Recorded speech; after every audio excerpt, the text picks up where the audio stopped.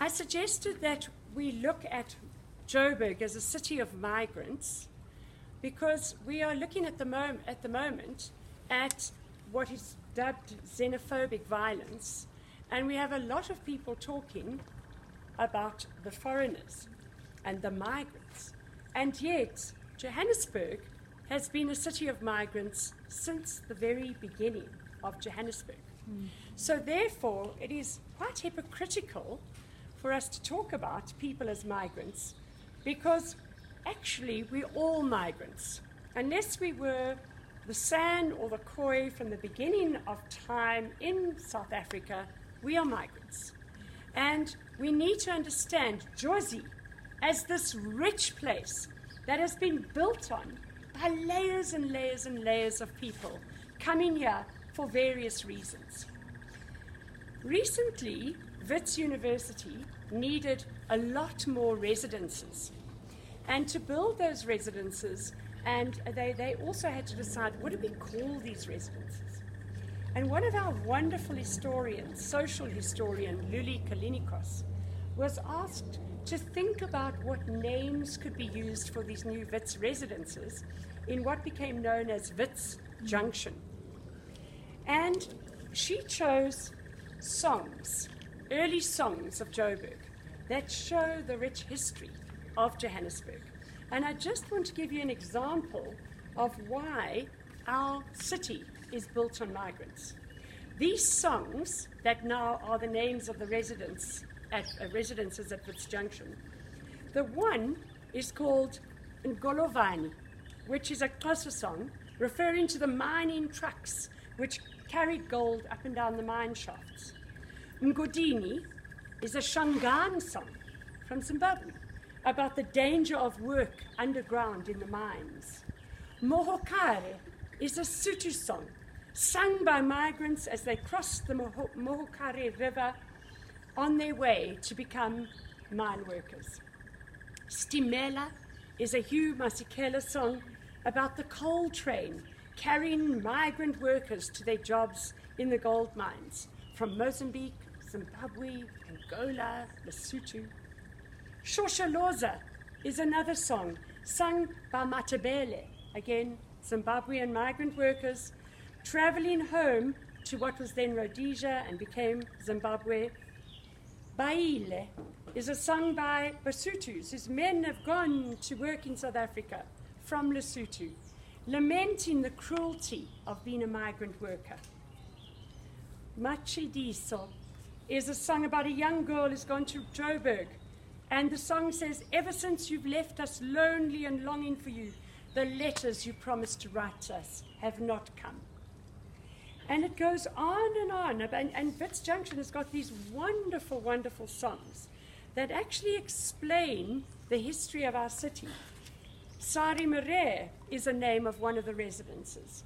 This Civil War song, sung by Americans working in the Witwatersrand gold mines, was heard by an Afrikaans journalist who then rewrote the song in Afrikaans.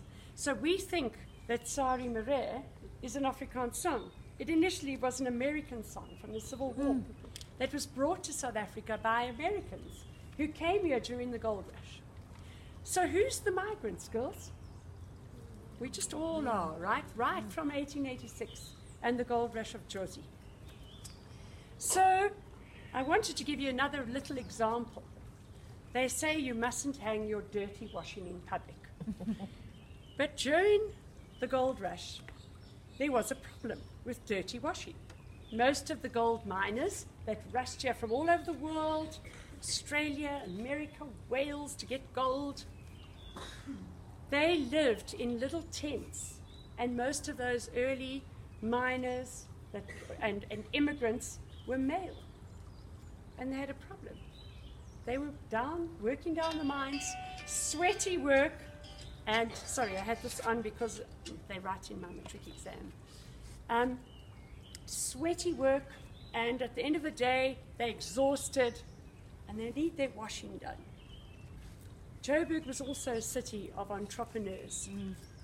So a lot of you would have learnt about the early Indian Indian workers on the sugarcane fields that came to Joburg, that was brought by the British to Natal to work on the sugarcane fields. And these Indian indentured laborers, after they had finished work in Natal, finished their contract, had to find jobs if they wanted to stay in South Africa and not go back to India.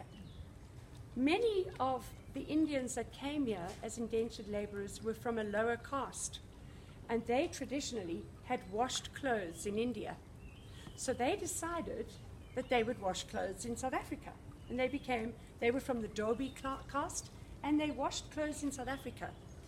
And in Natal, where those Indian clothes washers were, what group of black community was in Natal? The Zulus. They watched the Dobi earn money by washing clothes. As the gold rush started in Joburg in 1886, the Dobi thought, sure, we could make a lot of money coming and washing clothes in Joburg with all those sweaty miners. And they migrated from Natal to the reef to come as the Dobi clothes washers. The Zulu people thought, we can also earn money rather than working down the gold mine by washing clothes. A group of Zulu men came to Joburg and established a clothes washing business called the Amawasha. And these Zulu men used to get these bundles of clothes from all the sweaty miners and wash clothes on the Klipspruit River or the Braamfontein Spruit. And so we had the competition between the Dobi, Indian migrants, and the Zulu Amawasha.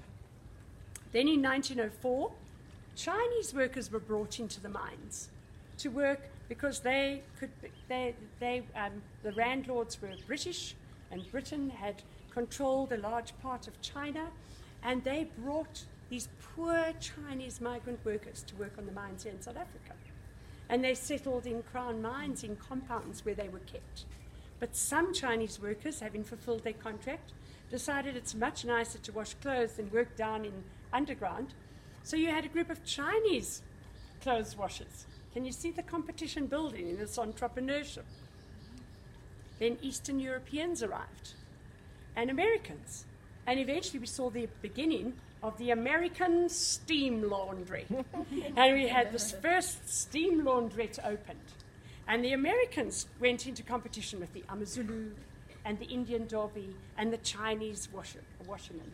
And so we have this competition building, and then we have a new laundrette being set up in 1910. And the people who set that up were immigrants from Poland, Germany, and Scandinavia. So just even if we look at the issue of dirty laundry in Joburg, look at all the migrants that came here washing dirty clothes. And the point is that Joburg has been the city of migrants and competition for a long, long time. And just on the top of that is when you get competition and migrants, you get crime. Because people are entrepreneurial in business, but also in crime.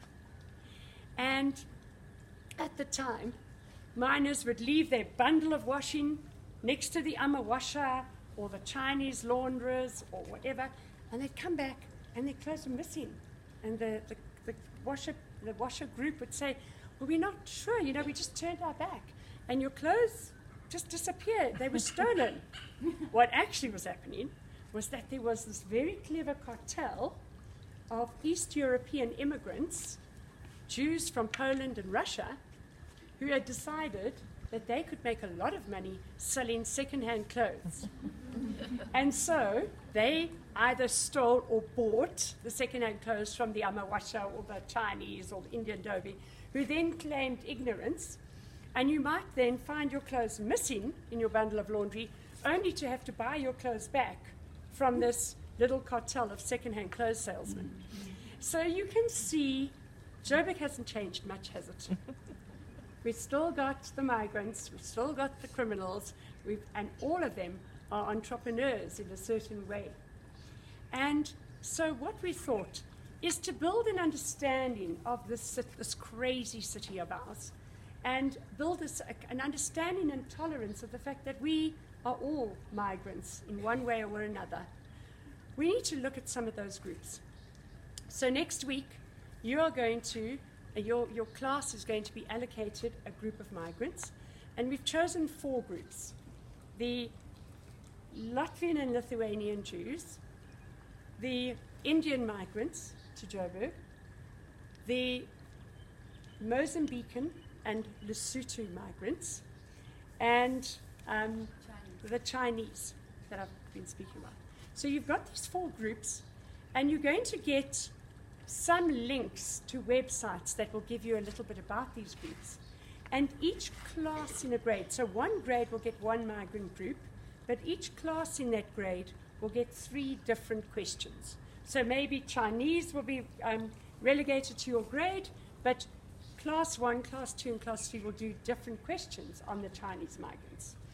And the questions range from why did they come to Joburg, where did they live, what were their working conditions like, what religion did they follow, were they affected by the Group Areas Act, where do we largely find this group residing today, so that we can see how Joburg was formed geographically, socially, politically by all these groups. Your classes will then gather that information together, and 3 people from each of your classes will present that at the Heritage Day Assembly next Friday. And hopefully this will be part of a whole process of us becoming more aware, more informed, and therefore less judgmental of the people we call migrants. Because in fact, we have to look back to the past to understand our present. Thanks. Any questions?